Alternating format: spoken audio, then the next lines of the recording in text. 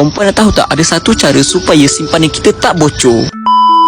Tapi sebelum tu, tuan-puan kena tengok video ni sampai habis dan jangan lupa save untuk rujukan akan datang. Caranya tuan-puan kena buat simpanan dalam bentuk emas. Sebab emas ni sifat dia memang untuk menyimpan. Jadi bila mana tuan-puan nak buat simpanan dan ia bertahan lama, tuan-puan kena buat simpanan dalam bentuk emas. Caranya mudah saja, tuan-puan daftar saja akaun emas Gap secara percuma je. Dan tuan-puan boleh mula terus menyimpan serendah RM100 je. Ataupun ikut bajet tuan-puan. Tuan-puan nak simpan 300 ke, 500 ke, 1000 ke, 10,000 ke, hatta 100,000 pun boleh, tak ada masalah. Yang penting tuan-puan mulakan dulu simpanan emas tuan-puan supaya duit simpanan tuan-puan tak bocor. Tuan-puan, akaun emas Gap ni adalah akaun emas yang patuh syariah dan kita boleh keluarkan emas fizikal dan tak ada upah simpan pun selama kita simpan di dalam akaun emas Gap. Berapa banyak yang kita nak simpan pun boleh, tak ada had simpanan.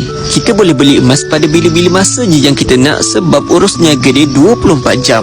Jadi untuk tuan-puan yang nak mulakan simpanan emas, boleh kontak saja nombor di bio saya untuk saya bantu simpanan emas tuan-puan. So, dapat satu, cik komen. Jangan lupa follow.